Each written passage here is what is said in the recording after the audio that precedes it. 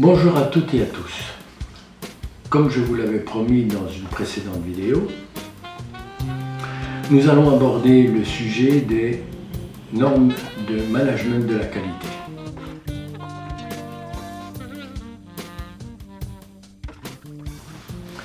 Alors, nous allons d'abord parler de la plus importante de toutes, qui est la norme ISO 9001 version 2015, qui énonce l'ensemble des principes que doivent respecter et que respecte l'entièreté des normes de management.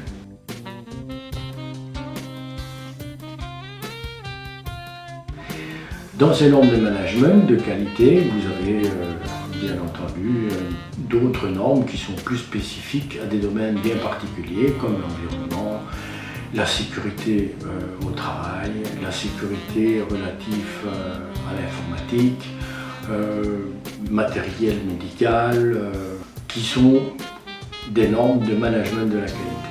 Nous n'allons pas nous étendre sur chacune de celles-ci, nous allons juste parler de manière générale à ce que représente une norme de management de la qualité. La toute première chose que l'on va m'opposer, c'est que lorsque on est indépendant ou lorsque on est entrepreneur, il est tout à fait clair que chacun fait de la qualité. Rappelez-vous, dans une précédente vidéo, nous avions parlé de l'entreprise et nous avions vu que l'entreprise fait appel à trois notions fondamentales, qui est la notion de risque,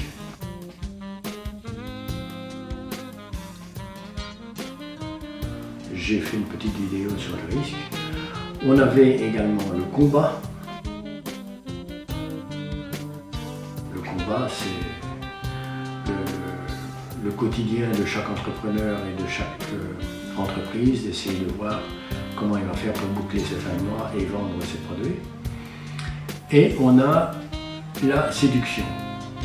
La séduction, nous allons imaginer que nous allons mettre en place un système de management de la qualité chez un artisan qui est tailleur de pierre, qui doit refaire les cathédrales de Notre-Dame de Paris et qui a fait les compagnons du Tour de France.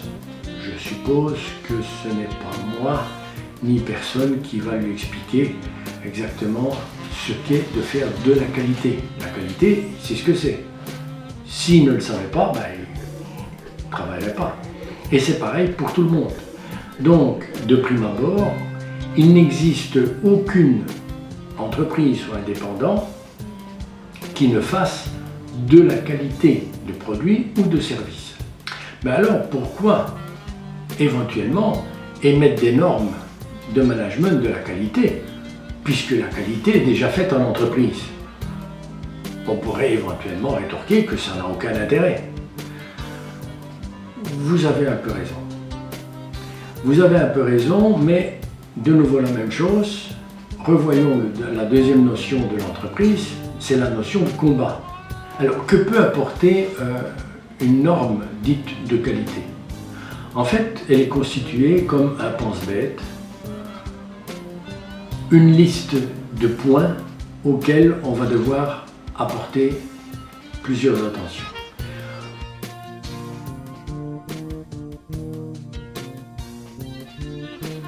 Ces attentions vont aller dans le sens du combat que se livre chaque jour une entreprise. Alors, ce combat, il va consister à quoi? Est-ce que, reprenons l'exemple des tailleurs de pierre de Notre-Dame, est-ce que les pierres qu'il va recevoir ont bien la qualité requise? Est-ce que la qualité qu'il a demandée sera conforme de jour en jour? Est-ce que les pierres qu'on lui vend, il n'y aurait pas possibilité d'obtenir des pierres de meilleure qualité à meilleur coût? Est-ce que éventuellement on a tenu compte de l'environnement? Tous ces éléments sont des éléments qui sont actuellement très importants. Et donc, à partir de ce moment-là, la norme va émettre dans ses penses-bêtes tout un ensemble de points auxquels nous allons devoir éventuellement répondre. Dans certains cas, ça ne sera pas nécessaire, dans d'autres, ce sera nécessaire. Donc la norme, elle est réellement non pas une contrainte, mais un outil.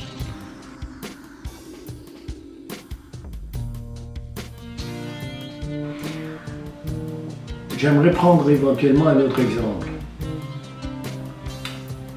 Lorsque un cuisinier va commencer sa journée de travail, il va d'abord s'assurer que tout le matériel qu'il a à sa disposition va bien pouvoir lui servir pour faire les recettes qu'il va faire, qu'il aura bien tout le matériel nécessaire, qu'il aura le personnel compétent que pour l'aider, de s'assurer qu'il va pouvoir cuisiner et livrer ce que les clients demandent dans des délais qui ne sont pas indus, qu'il pourra servir tout le monde en même temps, etc., etc. Ça n'a absolument rien à voir avec la recette. Il pourrait faire quelque chose de tout à fait mauvais, mais dans de bonnes conditions. Mais dans ce cas-là, il n'y aurait pas de clients. Mais s'il fait quelque chose de bon, dans les meilleures conditions, c'est un travail qui sera allégé pour son équipe et pour lui-même et qui va lui permettre d'assurer une certaine rentabilité. Parce que ça ne dépend pas uniquement de la norme, c'est tout à fait clair, on s'entend bien là-dessus.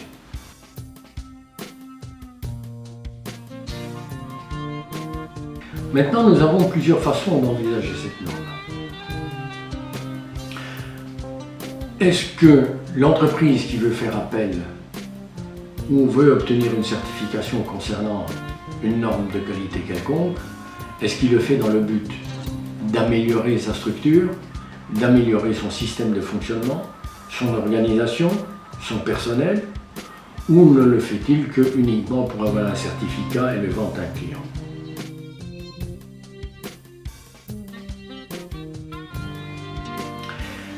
Là, ça pose aussi également un gros problème.